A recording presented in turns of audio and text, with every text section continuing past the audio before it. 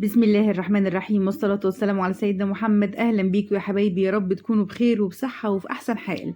السابليه من أفخم حلويات العيد اللي ممكن إحنا شايفينها إنها صعبة جدا ومحتاجة ناس بروفيشنال إنها تطلعه بالشكل الحلو والشكل الشيك اللي إحنا بنشتريها من بره بيه، ومقاديره محتاجة الناس متخصصين. النهاردة هنعمله بطريقة سهلة وبسيطة ومقادير سهلة جدا، 3 مكونات بس، والتزيين برضو ب3 مكونات بس. وهنديلك أفكار كتير قوي للتزيين وبسيطة جدا هتقدري تعمليها في مطبخك وبمنتهى السهولة. والسابليه هيطلع معاكي احلى كمان من المحلات، بس تمشي على الخطوات اللي هنقولها والتركات اللي في الفيديو، وما تفوتيش ولا دقيقة وخليكي معايا للآخر هنا في قناتك بيتنا جديد مع غدا خطاب. هتطلعيه في منتهى الشياكة وأحلى من المحلات كمان. المقدار بتاعنا همشيكي بنظرية 3-2-1، هتفضلي على طول حافظاها، هتفتكري كده 3-2-1 ديت بتاعة السابليه، يبقى على طول هتعمليها وانت متأكدة من المقادير. المقدار هو 300 جرام دقيق، 200 جرام زبدة، و100 جرام سكر، اللي هي 3 دقيق، 2 زبدة، 1 سكر. 300 جرام دقيق، 200 جرام زبدة، و100 جرام سكر، سهلة جدا.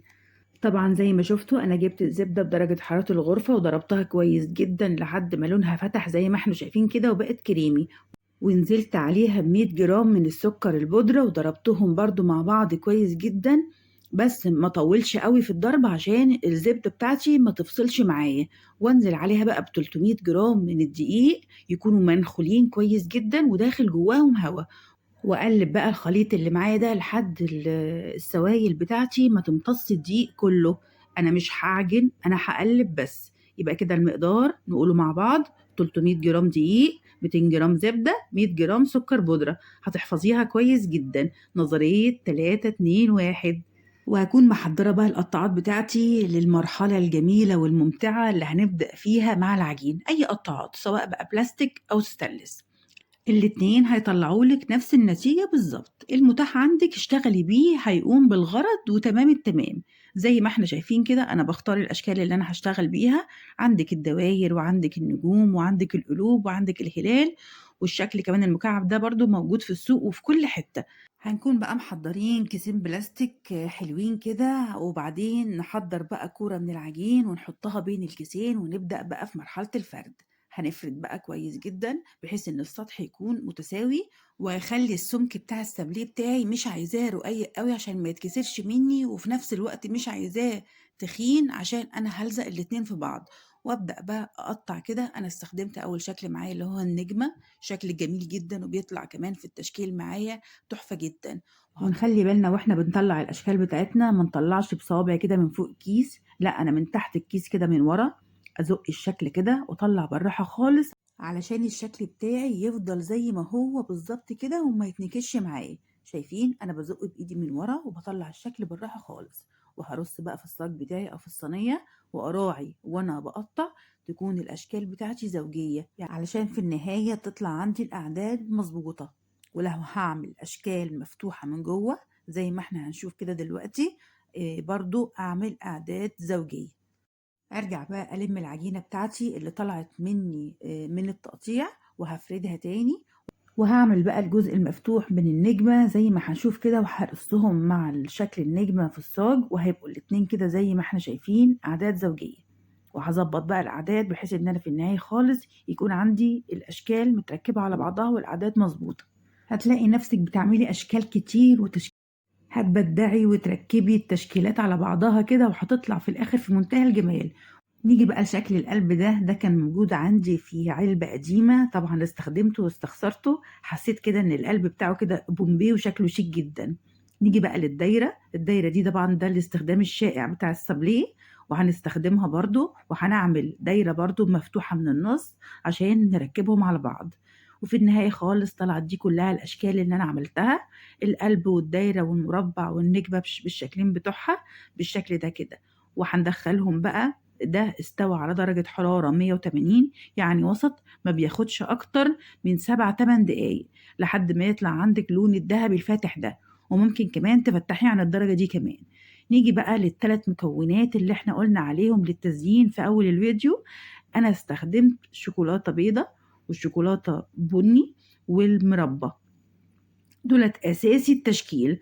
وعندي كمان المكسرات دي اختياري، لو عايزة تستخدميها استخدميها، مش عندك خلاص مش هتفرق خالص. بندق، لوز، سوداني، أي حاجة عندك موجودة كمكسرات ممكن نستعملها.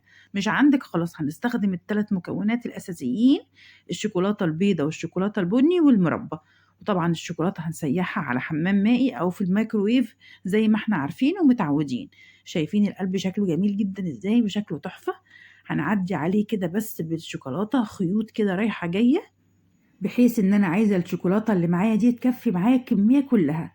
فلو نزلت السابليه عندي كله جوه الشوكولاتة فهياخد كمية كبيرة. انا عايزة الطبقين دولت يكفوا معايا كمية السابليه اللي طلعت لي كلها. زي ما احنا شايفين كده انا بحشي بالمربى وبغطي من بره بخيوط بس بسيطة من الشوكولاتة البيضاء أو البني، أو أعمل كده جنب بسيط كده من الشوكولاتة بحيث إن التزيين بتاعي يكون رقيق وبسيط. طب للناس اللي ما فيش بقى في دماغها أي أفكار ولا أي رسومات ولا أي إبداعات، هتخشي سواء على جوجل على صور أو على برنامج بنترست وتكتبي سابليه، هيطلع لك أشكال كتيرة جدا وأشكال بسيطة ورسومات تقيلة ورسومات خفيفة زي ما انت عايزة هتبدعي. يعني بصي يا ست الكل، مالكيش اي حجة ان انت ما تعمليش، الطريقة قدامك والرسومات موجودة في كل حتة. طبعا الموبايلات في ايدينا وهنطلع اي رسمة ونطبقها وننفذها. مجرد بس تاتشات بسيطة وخطوط بسيطة على السابليه من بره وهتطلع عندك شكل تحفة جدا، هيبهر ولادك ويبهر ضيوفك فعلا، ومش هيصدقوا ان انت اللي عاملاه. زي ما احنا شايفين كده انا بشكل ما بين الشوكولاتة البيضة والشوكولاتة البني عشان يطلع عندي في النهاية شكل كده ابداعي. ونخلي بالنا يا بنات نكون محضرة عندي طبق وفوقيه كيس نايلون عشان نحط عليه السابليه اللي انا مخلصاه، وهحط كل طبق في التلاجة. كل ما احوش شوية جنبي في طبق احطهم في التلاجة واخرج الطبق اللي قبله.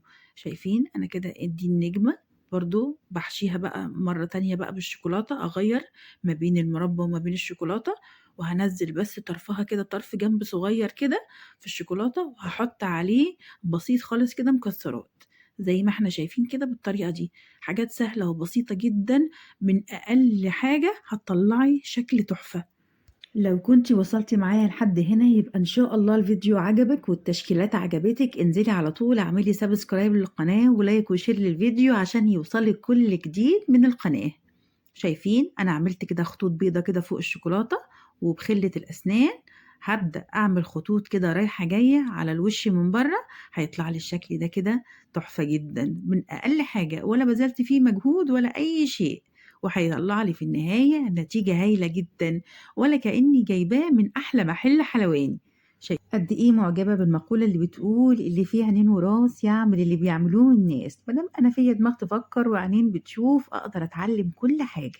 والموضوع كله مش محتاج أكتر من نية وهمة عالية، وانتي هتعملي أحلى كمان من حاجة المحلات اللي بتشتريها من بره غالية.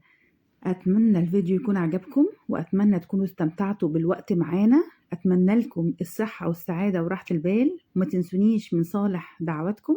وأتمنى كمان إنكم تنزلوا تشتركوا في القناة وتفعلوا زر الجرس عشان يوصلكم كل جديد من إشعارات القناة، والتعليق الجميل الرقيق المحفز اللي احنا بنستناه في كل فيديو. وكل سنة وانتم طيبين بمناسبة اقتراب موعد عيد الفطر، تقبل الله منا ومنكم، والسلام عليكم ورحمة الله وبركاته.